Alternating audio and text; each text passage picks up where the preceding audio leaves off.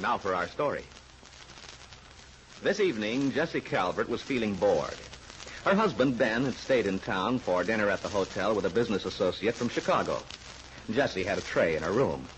Afterwards, she leafed through a magazine, listened to the radio for a while. But she was restless and lonely. Finally, she decided to get out of the house and visit her sweetheart, Brett Cameron. But when she arrived there, the little stone cottage near the river was dark. Knowing how to let herself in, Jessie decided to wait until Brett came home. And meanwhile, Brett was in Wakefield with Willie DeBond.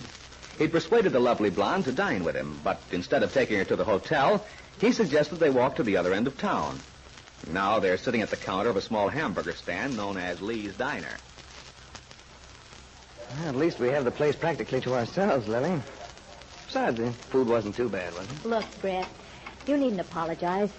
There was a time in my life when this was the only sort of place I could afford. I feel kind of sentimental about greasy spoon joints. The musical sizzle of hamburgers, the lovely aroma of yesterday's French fries. Yeah, that's it. I'm glad you're not a snob, Lily. Oh, gosh, what would I have to be snobbish about? Well, a snob, my dear, doesn't need a basis for your snobbery. It's an acquired state of mind. Yeah, I guess it is.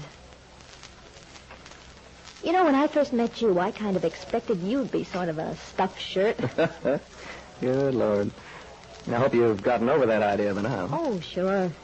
Not that I really know much about what sort of person you are. But, darling, I've told you all about myself. Knew what there was to tell. It's not a very racy story. And, unfortunately, not a single skeleton in the closet. Not even a girlfriend? If I had one, my dear, I wouldn't keep her hidden. I'd put her on display for all to see. Especially if she were a certain lovely blonde. You're quite a cagey type character, aren't you? Now, what makes you say that? Here I was feeling kind of sorry for you, leading a lonely bachelor's life. But I'm not going to waste my sympathies on you anymore. Why not? What have I done? Oh, I don't know exactly. But it sounds exciting.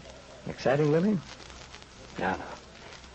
And, darling, I hate to disappoint you, but believe me, my life is exceptionally dull. Oh, it was until you came along. Oh, yeah? Well, that's not the way I heard it. Wow. Lily, you're driving at something, but I'm darned if I know what. Has somebody been blackening my character? Blackening it? No, I'd say they gave you quite a romantic build-up. Romantic? Definitely. Well. Mysterious visits from ladies in the dead of night, that sort of thing. No. Oh, yes. You were painted as the Don Juan of Wakefield. A title I've certainly not earned. Who's been telling you all this nonsense? You ought to know. There's only one person in town who keeps up with all the local intrigues. Oh, good Lord. Georgie Stewart. Right the first time. Yeah, I might have known. Such a poisonous little guy. Well, maybe. But he certainly gets around. Yeah. At least in his imagination. Well, Georgie couldn't tell the truth if he were to be hung for it. Are you trying to convince me that Georgie's wrong? That you're not the local Lothario? I only wish I were. Might be rather fun. Did he have me listed as keeping a sort of harem, or am I supposedly being true to only one senator in my fashion? Oh, I got the impression you played the field, but that you did have a favorite just the same. I see. He didn't by any chance become more specific, did he? No, darn it, he sort of talked in circles. Well, that was to be expected, my dear, because he was talking through his hat. Well, I don't know about that. He acted as if he had something up his sleeve, but that he wasn't giving out with it.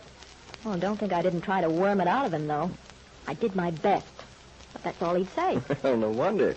His powers of invention failed him. Well, if I have the reputation, I might as well live up to it. How about coming over to my place for a drink, Lily? I'll show you my collection of, and it's quite a collection. A collection of early American hand-wrought pewter mustache cups? There's a lovely view of the river, too. I'll bet. How about it? Well... But think what you'll be missing if you don't. An evening with a town roulette. Oh, I realize it's a wonderful opportunity, but... Thanks just the same. Don't tell me my reputation frightens you. No, mine does. No, Lily. That's unworthy of you. Well, after all, I'm in almost the position of a school teacher. You know, running the supper club for the teenagers on weekends and all that. What would people think if they heard I'd been visiting a notorious bachelor? I think they'd trust you to set a fine example for the kiddies. Nope. I'm not taking any chances. You really mean it, don't you? Well, can't blame a man for trying. Besides, how would you feel if you had me over there and your mysterious heartthrob blew in all of a sudden? Lily, you don't actually believe that rot George told you. It's a lot of foolishness. Will you take my word for it? Oh, sure. But hand me a grain of salt to go with it. Will you, Brett? Though Lily Devon pretended to be skeptical, actually she only wanted to tease Brett. The blonde entertainer had no idea how close she'd come to the truth.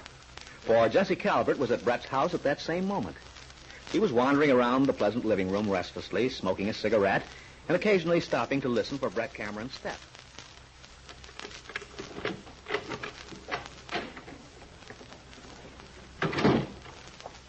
Good evening, Brett. Jessie, what are you doing here? Waiting for you, obviously. And I might add, I've been waiting quite a while. Well, you're not going to blame me for that, are you? After all, I didn't know you were coming. Why didn't you phone? Suppose I'd walked in here with someone. With someone? Well, I thought I'd surprise you, and apparently I have. Where were you? I had dinner with Lily Devon. So that's it. So that's the someone you might have walked in with. Yes, Jessie. And I have a very good reason for seeing Lily occasionally. I haven't the least doubt about that. You see, it's to your interest as well as mine that people connect me with someone else. That sounds like a very weak alibi to me. Very weak. But it's not. Lily told me something tonight, and it quite shocked me. That's hardly surprising. I can imagine that girl's conversation would shock lots of people. Oh, stop it. You've got to be nasty. We won't get anywhere. The point is, Georgie Stewart's been talking. You mean about us? Well, not specifically, but Lily ran into him somewhere, and he hinted around. Well, what did he say? For heaven's sake, Brett, don't you know? Did he mention my name? No, he didn't mention any names, but personally, I think it was just a shot in the dark. Just the same, it won't hurt us to be more careful. Brett, suppose Georgie's been spying on us. Maybe he's seeing me here. He might be keeping it to himself until... Now, Jessie, don't get into one of your emotional tailspins, please. There's no point in you getting panicky or losing your head. I only told you so you'd understand why we ought to be more careful. Yes. Yes, of course we must.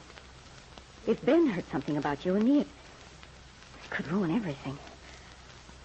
Oh, Brett, I'm worried. You needn't be. I'm sure it was just a coincidence, his telling Lily what he did. But you'd better not come over here so much anymore, Jessie. And when you do, for heaven's sakes, watch yourself. I will, Brett. Also, it'd be a good idea for me to be seen around with Lily as much as possible. Let the story get around. Let people say what they like, so long as it's about Lily and me. You've got a lovely program mapped out for yourself. What am I supposed to be doing in the meanwhile? You are to act like a sensible woman, Jessie. Good Lord, Lily doesn't mean a thing to me. She's only a smokescreen. I wish I could be sure. Believe me. Once our plan goes through, there won't be any necessity for a Lily Devon or anyone else. It'll just be you and me, Jessie. Come here, darling. Oh, Brett. Do you really? Of course I do, sweetheart. Now kiss me. Brett, I couldn't stand to lose you. I couldn't. You won't lose me, Jessie. Unless you lose your head. If you do that, we'll both be lost. He was thinking she was really very lovely, very desirable. But his gesture of affection was also one of self-protection. For as Ben's wife clung to him while he stroked her hair gently, Brett was thinking of Ben's wealth and what it would mean to him once he possessed it.